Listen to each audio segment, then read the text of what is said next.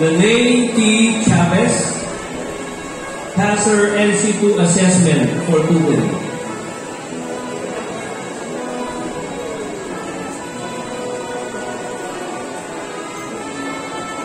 Crisel N. Cinco.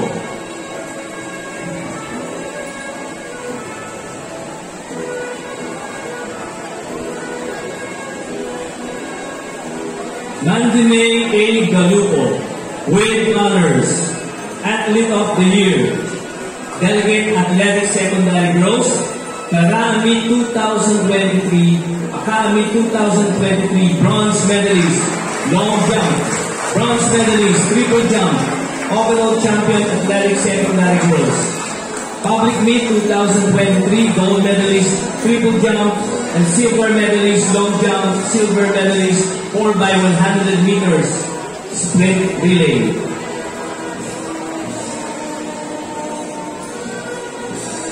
Player Shane B. Vanessa.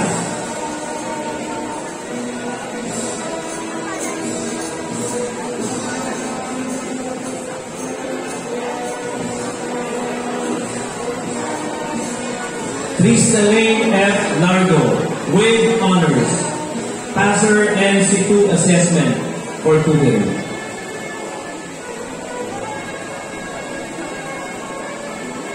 Krister Absidy L. Nangkil, with high honors.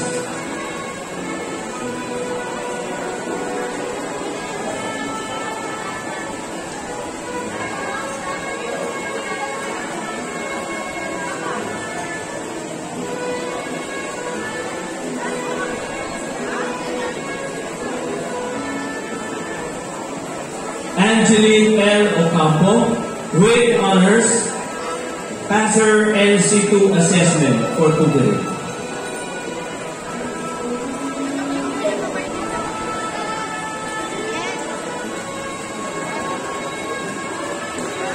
Althea R. Orduña, passer NC2 assessment for tutoring. Academy 2022 silver medalist, volleyball secondary gross. Public Meet 2022 gold medalist, volleyball secondary gross. Academic Virtual Meet 2022 bronze medalist, volleyball secondary gross.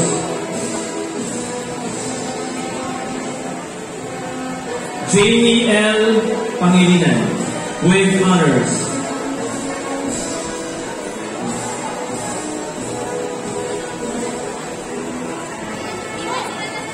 Megan T. Polopo,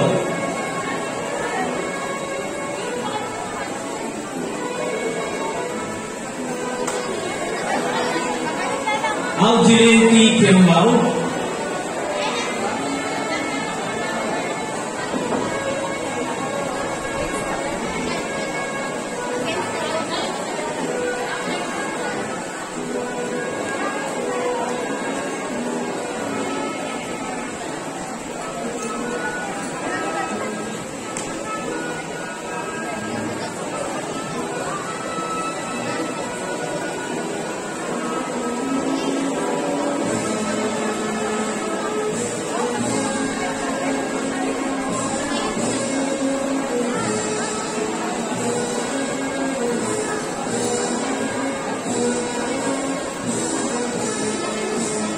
Francine Nicole N.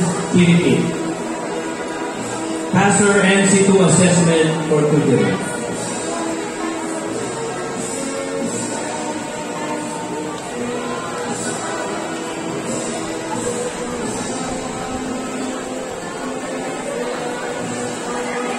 Sofia Bianca M. Rivera, with high honors.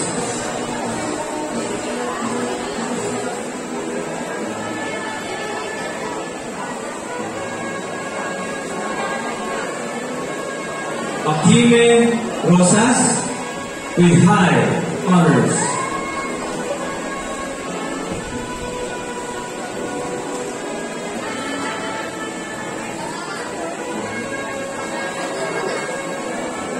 Rina May C. Salazar with honors.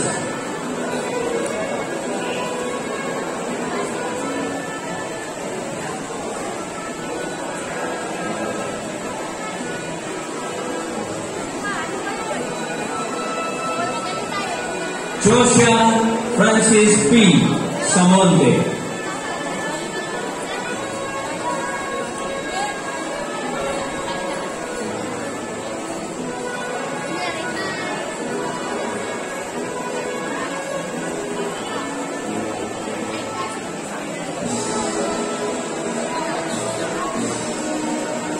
Juliana Keira S. Samson.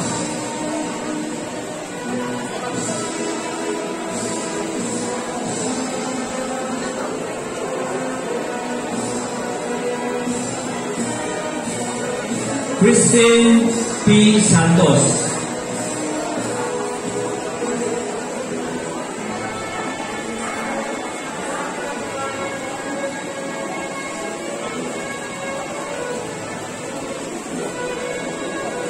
Jaslyn S. Simulan, TASER MC2 Assessment for Google.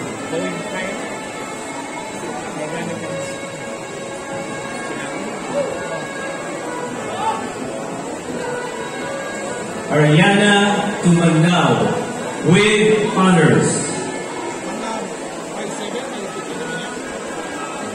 Ladies and gentlemen, once again, the graduates from Bel Gonzalez.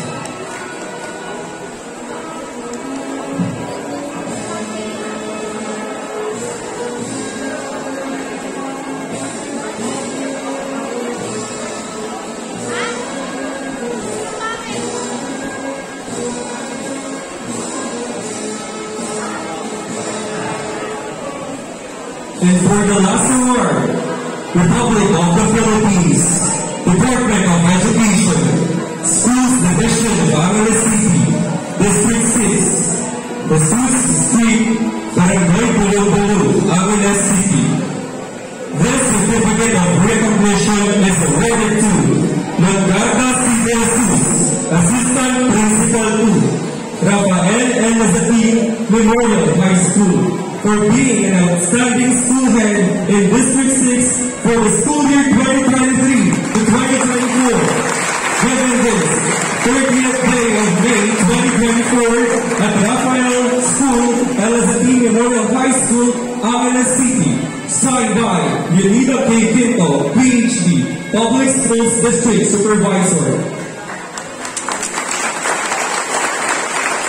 Let's give her a round of applause.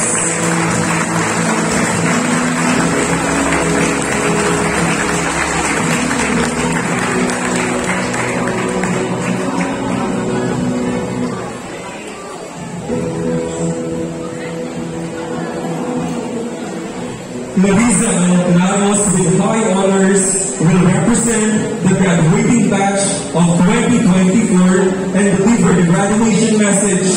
Ladies and gentlemen, Larissa Ramos from Bel Benitez.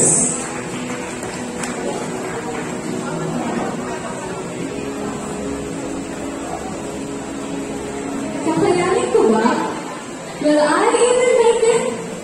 These are the questions that I believe are now answered loud and clear. Mabuhay, as we stand before you all, I would like to extend my utmost gratitude and wholehearted appreciation as I take the honor and privilege in delivering the graduation message on behalf of the graduating class of Rafael L. Zatin Memorial High School, Senior High School, batch of 2023-2024.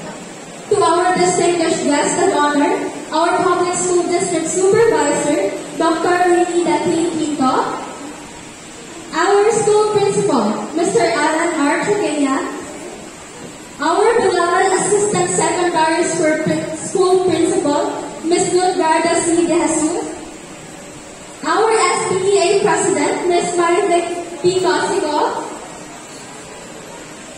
dedicated and hardworking teachers, dearest parents, friends, and fellow graduates, ladies and gentlemen, my warmest greetings of the day and of this moment. Heto na, we have arrived at long last. How fascinating does time fly so fast? How fascinating just how we have reached this moment. Ang bilis, no? Pero hindi rin naging napakadali. Parang kailan lang, we were all clueless on what lies ahead. Especially after suffering from the aftermath of the pandemic. We pulled through kahit mahirap. Tambang ng mga projects, walang kain, walang tulog, mental health na bagsak na. But we found joy in the collective experience na meron tayo. Tatawa ng sabay-sabay, iiyak ng sabay-sabay. Dagdag mo pa rito ang mga kagrupo na hindi tumutulong sa mga projects. Andito ba sila ngayon? May challenge. But seriously, I believe in grace and the chances given. So let's be appreciative of what we are given. Huwag nating sayangin, lalo na when you think of the things we had to sacrifice just so we can be here. Right here in this moment. Joining the senior high school, some of us were not even sure sa component program. Sigurado, marami pa rin hanggang ngayon ang mga nito at nakangtaka at nakaabot tayo dito. Despite our sentences. The first days were daunting, to an extent, almost foreign. But be brave every moment of doubt and champion giving our best no matter what. Baon-baon natin ang sarili natin mga kwento at pagkatao.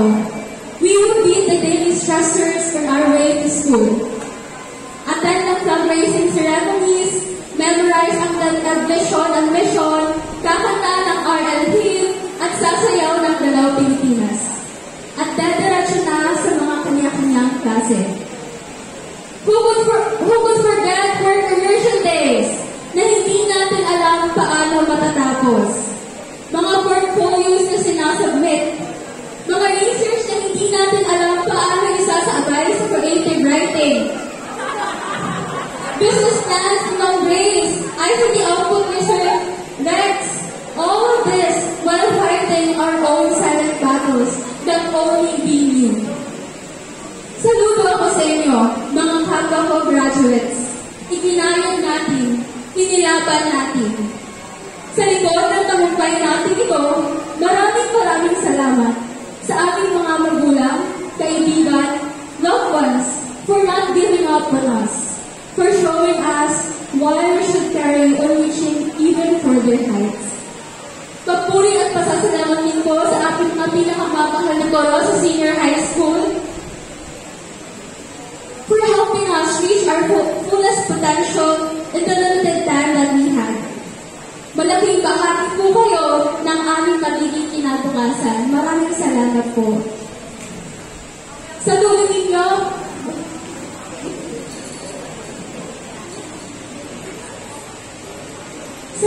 ninyo, pinatatag niyo po kami.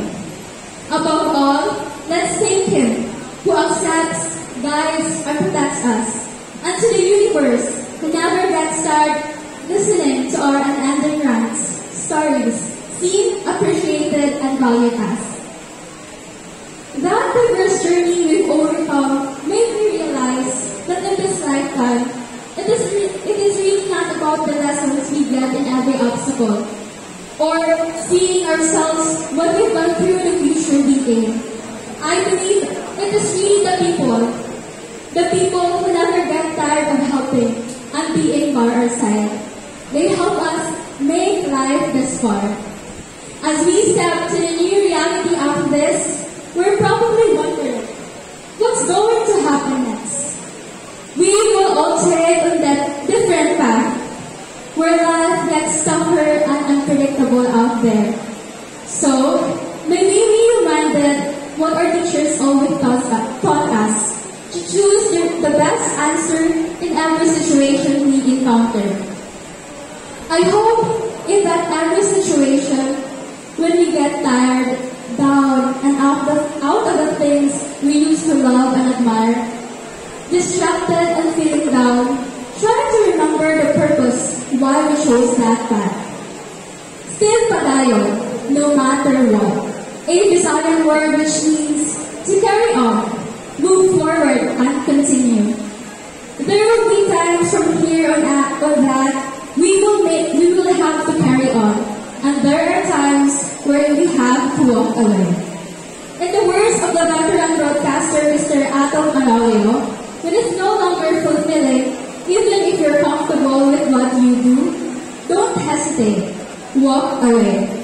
This is also further supported by Picture Lighta Maravilla 2024, noting that some dreams die to give other dreams life, but some dreams are grounded to let other dreams fly. I hope in that case, don't blame and then stop the life that you have. Do not dwell so much on the mistakes. Instead, learn from it and padayon again. Rejections are redirection, and dreams don't stop there. Something bigger awaits, and what's meant for us will find its way to us. And as we face those trials that will test us, keep in mind to pahuway, to take a rest and take a pause when you feel you need it. Life journey may have a shaky road and have a few bumps, but I know you got the strength to ride them out. You will never lose in that journey. You already won for trying. What matters is you taking it rather than giving it. Rest, stand, and fight again. You can do it. Just trust yourself. Now, I urge you fellow graduates, tell yourself, I am so proud of you, you made it. I'm so proud of you, you made it. Heto na yun. Lastly, may we be reminded that while we celebrate today, let us not lose sight of the tomorrow, that we shall decide for ourselves and the people near and dear to us. So let us choose the decisions that will lead us to our desired destinations. No matter the setback, panigurado, may madidelay, marami pa talagang iiyak, marami pang manulumo, marami pang magdududang muli. Marami rin ang bababa. Hihila pababa.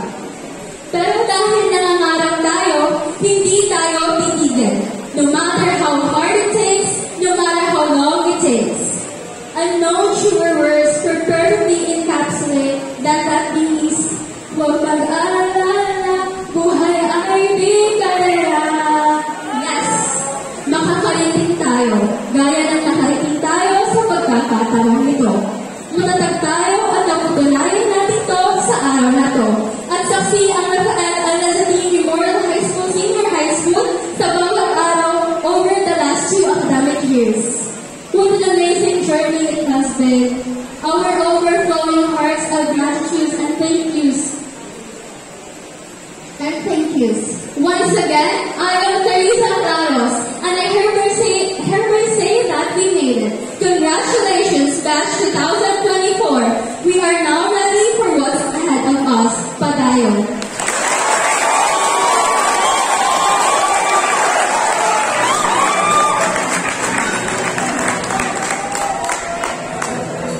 Thank you, Marisa Claros, with high honors, for reminding your fellow graduates to make the decisions that will lead you to your desired destinations. Also, not to stop dreaming, no matter how hard or long it takes. To lead the graduating batch, Angel P. Chico with high honors from 12 Luna will recite Credo ng RLLHS.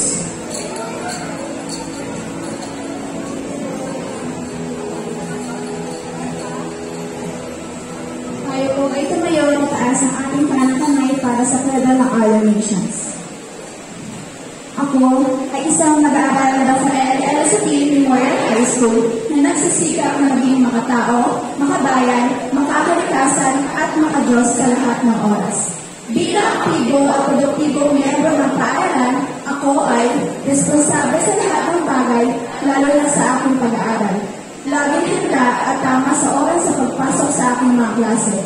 Lumalahok sa lahat ng gawaing pampaaralan at maging pampamayanan. Maayos at malinis sa kapaligiran. Handang tumulong sa aking pamilya, paaralan, pamayanan at lipunan tungo sa kaunlaran. Sumusunod lagi sa aling tuntunin at batas ng disiplina sa sarili. Ito ang aking paniniwala, ito ang aming paninindigan. Kami ang Our Nations na nasisikap mag-aral tungo sa isang magandang bukas.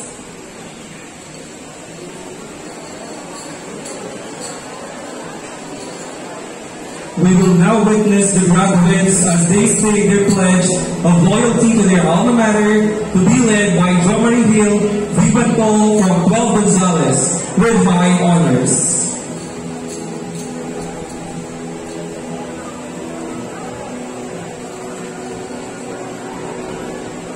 Please raise your right hand and repeat after me. We, the graduating batch of the Senior High School of Rafael Elizabeth Memorial High School, do hereby pledge to be the honor of our parents, our teachers, and our alma mater, to pursue and finish our education in order that we may become assets to our families and to the Filipino nation, to be true to the ideas and values of our Filipino heroes, to keep democracy safe and strong by exercising our rights and responsibilities, to be loyal to the Republic of the Philippines under the rule of law and continue to be makadiyos, makatao, makabansa, at makakalikasan. So help us God.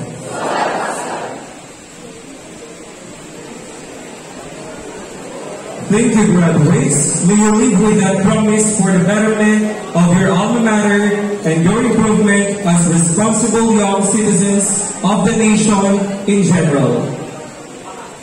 Our graduates have risen to the unprecedented challenges and emerged stronger and more resilient, proving they can soar higher.